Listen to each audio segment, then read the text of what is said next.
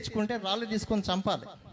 ఆమె ఏం చేసిందంటే మీకు అందరికీ తెలిసే ఉంటుంది. నేను ఇంకా చాలా చిన్న బేబీని, నేను దేవుళ్ళలోకి వచ్చింది కరెక్ట్గా 2014లో, బైబిల్ని గైకొన్నది 2023-24లోనే.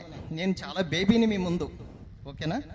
సో సమర స్త్రీ ఏం చెప్పిందంటే, అయ్యా మరి నువ్వు, ఆయన యేసుప్రభు ఆమె వెళ్తున్నది గమనించి బావి దగ్గరికి వెళ్ళి కూర్చొని, అమ్మ ఎందుకు వచ్చావు ఇక్కడికి, ఇక్కడ నీళ్ళు ఇంకెప్పటికీ నువ్వు దప్పిగా ఉన్నావు అంటే, అయ్యా ఆ నీళ్ళు నాకు కావాలి అంటది. నీకు నేను నీరు ఇస్తాను, నువ్వు ఇక ఎప్పటికీ దప్పిగా కొనవు అన్నప్పుడు, అయ్యా ఆ నీళ్ళు నాకు కావాలంటే, ఇప్పుడున్న పెనిమిటి నీ పెనిమిటి కాదు, నీ పెనిమిటిని తీసుకురమ్మని చెప్పినప్పుడు, అయ్యా నాకు పెనిమిటి లేదు అని చెప్పుద్ది. అది ఎంత భాగ్యం అంటే, మనం ఇవాళ ఏం చేస్తున్నామంటే ఒక క్వశ్చన్ అడిగితే కప్పుకునే నేచర్తో ఉన్నాం.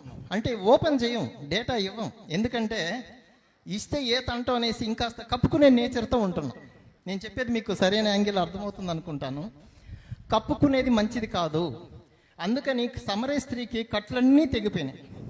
నాతాను ప్రవక్త ఒకసారి అడిగినప్పుడు, ఒక వ్యక్తి ఈ రకంగా చేశాడు, ఒక తప్పు చేశాడంటే, దావీదు అప్పటికల్లా చాలా ఒక ప్రపంచ వీరుడు, ఒక మంచి హోదాలో ఉన్న రాజు, కావాలంటే నాతాన్ని కూడా చంపేయగలడు. దేవునికి వందనాలు, హల్లెలూయా హల్లెలూయా అగైన్ హల్లెలూయా. ఆ తప్పుడు మనిషి నేనే అని ఒప్పుకుంటాడు. మనం అన్నీ వింటాము. ఇవాళ ఒక చిన్న బ్రదర్, మీ పేరు ప్రదీప్, బ్రదర్ మీ పేరు హెచ్కేఎల్, బ్రదర్ మీ పేరు ఉదయ్ కుమార్, బ్రదర్ మీ పేరు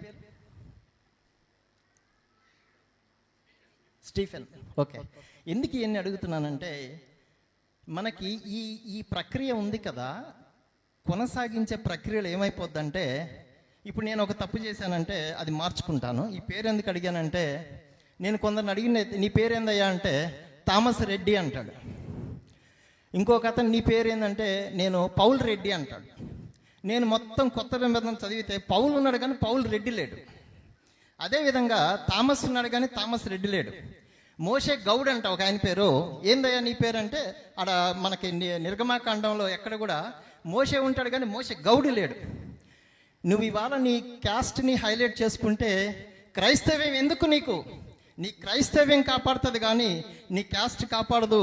దయచేసి మీకు నిజంగా ఇవాళ దేవుడి ద్వారా ప్రేరించబడి చెప్తున్నాను, నీ కులం నిన్ను సేవ్ చేయదు. మళ్ళీ చెప్తున్నాను, నీ కులం నీకు సహాయం చేయదు. దేవాది దేవుడు మనల్ని రక్తంలో, ఆయన మన కోసం చనిపోయిన దేవుడు, ఆయన అరిచేతి మీద నీ పేరు రాసుకున్నాడు, స్టీఫెన్. ప్రతి ఒక్కరు మీ పేర్లు నాకు గుర్తులేవు, సారీ. ఆ పేర్లన్నీ రాయబడి ఉన్నప్పుడు క్యాస్ట్ ఎందుకు?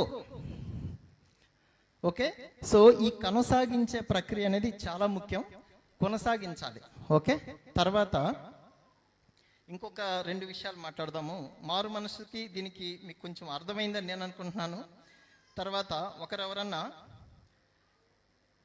అపోస్తులు 26-20 ఒకసారి చదవండి అమ్మా.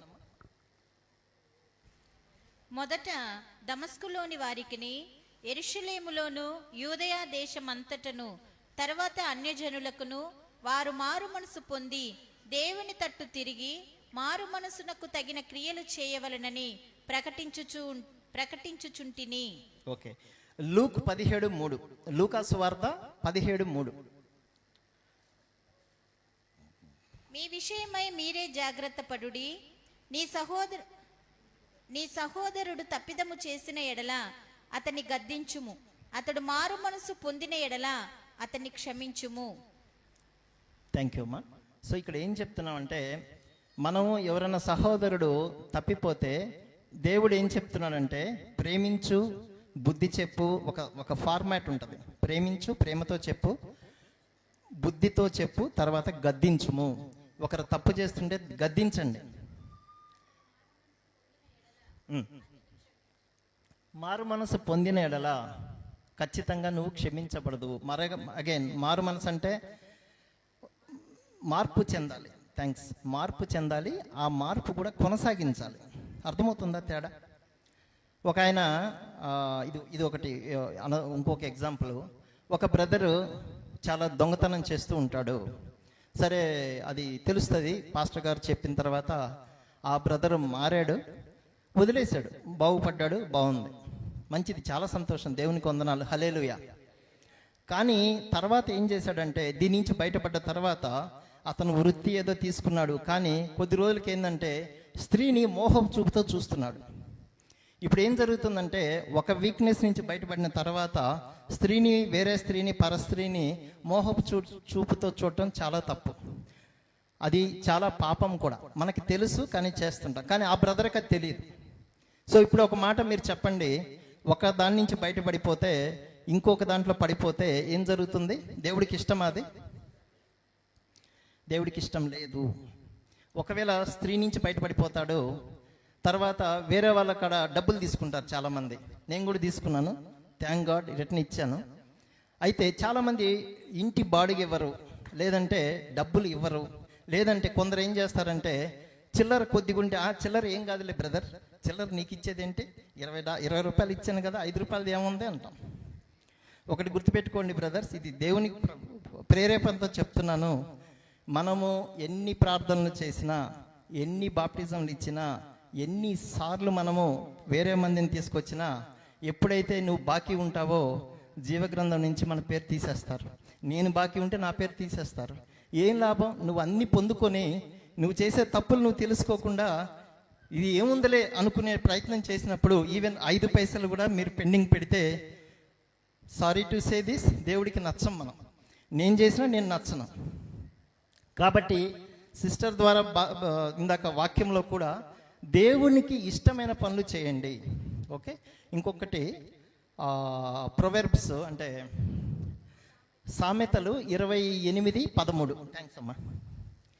ప్రొవెర్బ్స్ సామెతలు 28:13 ఎవరన్నా చదవ. విడిచిపెట్టువాడు వర్ధిల్లడు, వాటిని ఒప్పుకొని విడిచిపెట్టువాడు కనికరము పొందును. Thank you. అతిక్రమములు దాచిపెట్టేవాడు, కప్పుకోవడం. ఎప్పుడైతే కప్పుకుంటాం, వర్ధిల్లడం. వర్ధిల్లడం అంటే ఏంటి? 10 కార్లు 10 భవనాలు ఉంటాయన్న వర్ధిల్లడం అంటే. ఎవరన్నా ఒకరు చెప్పండి, వర్ధిల్లడం అంటే ఏంటి? ఒక 20 కార్లు, 10 ఎకరాల పొలము, లేదంటే ₹1 కోటి డబ్బులు, లేదంటే ఒక అందమైన బంగ్లా, అదే వర్ధిల్లడం అంటే? కానే కాదు. వర్ధిల్లడం అంటే ఏంటంటే దేవునికి ఇష్టడు అవ్వడం, దేవుని యొక్క స్తుతి పాత్రుడిగా దేవుని చెంత చేరటం అనేది వర్ధిల్లడం. అంతేగాని ఈ లోకంలో ఉన్న శరీరాశయు, నేత్రాశయు, జీవపు డంబమును తండ్రి వలన పుట్టినవి కావు. ఓకేనా? మీరు అగ్రి అవుతారా? హల్లెలూయా. నెక్స్ట్ వచ్చేసి మనకి ఒక్కసారి రెవల్యూషన్, ప్రకటన గ్రంథము 2:16. మారు మనసు పొందుము, లేని ఎడల నేను నీ యొద్దకు త్వరగా వచ్చి నా నోటి నుండి వచ్చు ఖడ్గము చేత వీరితో యుద్ధము చేసేదను. Thank you. ఎప్పుడైతే దేవుణ్ణి పెడచవని పెట్టడం, లేదంటే ప్రతి చిన్నదానికి అలగటము, లేదంటే వేరే వాళ్ళకి బాకీ పడినా పట్టించుకోకపోవటం, లేదంటే ఇందాక దేవుడు సిస్టర్తో మాట్లాడినప్పుడు ఎవరైనా తప్పిపోయారు అనుకోండి, మనం 4 కాదు 40 మందికి చెప్తాం, వాళ్ళు సినిమా హాల్లో కనపడ్డారు. అవసరమా? ఇప్పుడు ఎవరన్నా తప్పిపోయారు అనుకోండి, వదిలేయండి. దేవుని కోసం, వాళ్ళ కోసం ప్రార్థించమని మీకు చెప్తే మనం ఏం చేస్తున్నాము? నేను కూడా అంతే, అలా ఉండేవాడిని. బాగా నాకు దేవుడికి వందనాలు, నాకు పడాల్సినవి పడ్డాయి. నేను ధైర్యంగా చెప్పుకుంటున్నాను మీకు. ఓకే. ఒక శిల్పము తయారు కావాలంటే 100 కాదు 1000 సార్లు సానం అంటారు కదా, సానం శుద్ధితో కొడితేనే శిల్పం తయారవుద్ది. నేను ఇంకా ఎంతో మార్పు చెందాలి. మీ ప్రార్థనలకు వేలాది వందనాలు. ఈరోజు నాకు కూడా తెలియదు, ఇక్కడ ఇవాళ బిట్టగుంటకు వస్తానని నాకు కూడా తెలియదు. అన్ని పనులున్నాయి, అందరికీ ఉన్నాయి. నేను చెప్పుకునేది చివరిగా, రక్షణని ఎంత గైకొంటామో కొనసాగించేది అంతే ముఖ్యము. మనం ఎంతైతే దేవుని అరిచేతిలో చెక్కబడి మనం ప్రశస్తంగా ఉంటామో, ఎప్పుడైతే మనము దేవునికి దూరమయ్యే ప్రక్రియలు చేసినప్పుడు అది దొంగతనము, లేదంటే స్త్రీని మోహంగా చూడటం, లేదంటే డబ్బులు వేరే వాళ్ళకి ఎగ్గొట్టడం, లేదంటే ఇంకొకటి సాతాను రెడీగా ఉంటాడు. ఇంకొకటి తీసుకుంటూ ఫైనల్గా నీ సోల్ నీవు కాపాడుకోకపోతే ఏమవుతుంది? చదువు నాన్నది 2:16 ప్రకటన గ్రంథం. కావున మారు మనసు పొందుము, లేని ఎడల నేను నీ ఎద్దుకు త్వరగా వచ్చి నా నోటి నుండి వచ్చు ఖడ్గము చేత వీరితో యుద్ధము చేసేదను. అది 2 అంచుల ఖడ్గము.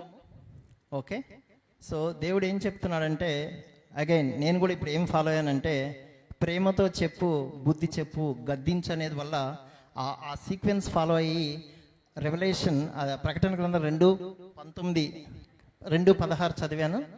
Once again please, there is a thin line between the you know thin line, చాలా సున్నితమైన లైన్ ఉంది. అదేంటంటే రక్షణ. అంటే రక్షణకి ఈ ప్రక్రియ ఏదైతే మారు మనస్సుకి అంటే యాక్చువల్గా రక్షణ లేదంటే పశ్చాత్తాపం పొందటం. మారు మనస్సు పశ్చాత్తాపంతో ఎప్పుడైతే మనం కప్పుకోకుండా మనం ఒప్పుకుంటామో, మన ఒప్పుకోలు చాలా ఇంపార్టెంట్. దావీదు ఒప్పుకోలు చాలా ముఖ్యం, సమరయ స్త్రీ ఒప్పుకోలు చాలా ముఖ్యం. అదే రీతిగా నెక్స్ట్ వచ్చేసి జక్కయ్య ఒప్పుకొని 4 ఇంతలు వెనక్కి ఇచ్చేశాడు. ఎందుకంటే ఈ ప్రపంచంలో ఏది శాశ్వతం కాదు. 1 ఫీట్తో పుడతాం, లేదంటే కొంచెం పెద్దగా పుడితే 1.5 ఫీట్తో పుడతాం, 6 ఫీట్కి సెట్ అయిపోతాం. ఎంత సంపాదించుకున్నా 6 ఫీట్లో వెళ్ళిపోవాల్సిందే. నేను కూడా అంతే. కాబట్టి ఈ తరుణం నీకు మళ్ళీ మళ్ళీ రాదు. ఖచ్చితంగా ఒప్పుకోలు పెట్టుకుంటే, మన తప్పులు ఒప్పుకుంటే, ఏదైతే బలహీనతలు ఉన్నాయో వాటన్నిటిని కూడా దేవునికి అప్పచెప్పుకుందాం. ఆ బలహీనతల నుంచి మనం అడిగితే అడుగుడి మీకు ఇవ్వబడును. మాథ్యూలో ఉంటుంది, అడుగుడి అంతే. మీరు అడగండి. ఆస్క్, సీక్ అండ్ నాక్. అడుగుడి మీకు ఇవ్వబడును, నా నామమున అడగండి. అడిగిన తర్వాత ఇక్కడ ముఖ్యమైన లాస్ట్ పాయింట్ నేను ముగిస్తున్నాను. మెయిన్ పాయింట్ ఏంటంటే అర్థం చేసుకోవాల్సింది, కొనసాగించడం అనేది ముఖ్యము. ఓకే, కొనసాగించాలి. తప్పుని మళ్ళీ రిపీట్ చేయకూడదు. ఏం కాదులే, టేక్ ఇట్ గ్రాంటెడ్గా దయచేసి ఉండకండి. సో ఇది ఒక చిన్న ప్రార్థనతో నేను ముగిస్తున్నాను. ప్రేమగలిగిన మా తండ్రి, మహోన్నతుడా, నాయన నీకు వేలాది వందనాలు అయ్యా. నువ్వు కన్నులుండి చూచే దేవా నీకు వందనాలు అయ్యా. నువ్వు చెవి వినే దేవా నీకు వందనాలు అయ్యా. నువ్వు మాట్లాడే దేవుడా నీకు వందనాలు అయ్యా. మరి నాయన, నేను హియరర్స్ కాకుండా డూయర్స్గా నన్ను చేయండి. నేను ఈ యొక్క వాక్యం చెప్పినప్పుడు ఏదైనా తప్పిదాలు ఉంటే ఖచ్చితంగా విస్తారమైన మాటలు పెరిగినప్పుడు ఏదో ఒక దోషానికి ఛాన్స్ ఉంటుంది. నన్ను క్షమించుము, కాపాడుము, దైవించుము, రక్షించుము. ఇదే రీతిగా పాస్టర్ గారిని, మరి ఈ యొక్క చర్చిని, మరి ఎల్డర్స్ని, మరి సింగర్స్ టీమ్ని, మరి వేరే teams, food ministry, songs ministry, media ministry, or outreach ministry, అదేవిధంగా చిల్డ్రన్ మినిస్ట్రీ, అదేవిధంగా మరి ఇవాంజలికల్ మినిస్ట్రీస్ అన్నిటిని కూడా మీరు దీవించి కాచి కాపాడమని మరొక మారు నన్ను కూడా జ్ఞాపకం చేసుకోమని, ముఖ్యంగా పాస్టర్ గారిని, మరి సాల్మన్ బ్రదర్, మరి సిస్టర్, మరి ఫ్యామిలీని కూడా దీవించండి నాయన. ఈ రీతిగా మరొక మారు మీకు వేలాది వందనాలు చెప్పుకుంటూ, నన్ను నేను తగ్గించుకుంటూ, మిమ్మల్ని స్తుతిస్తూ, కొనియాడుతూ ఈ యొక్క చిన్న ప్రార్థన మీ చెంత సమర్పించుకుంటున్నాను మా కన్న తండ్రి. ఆమెన్.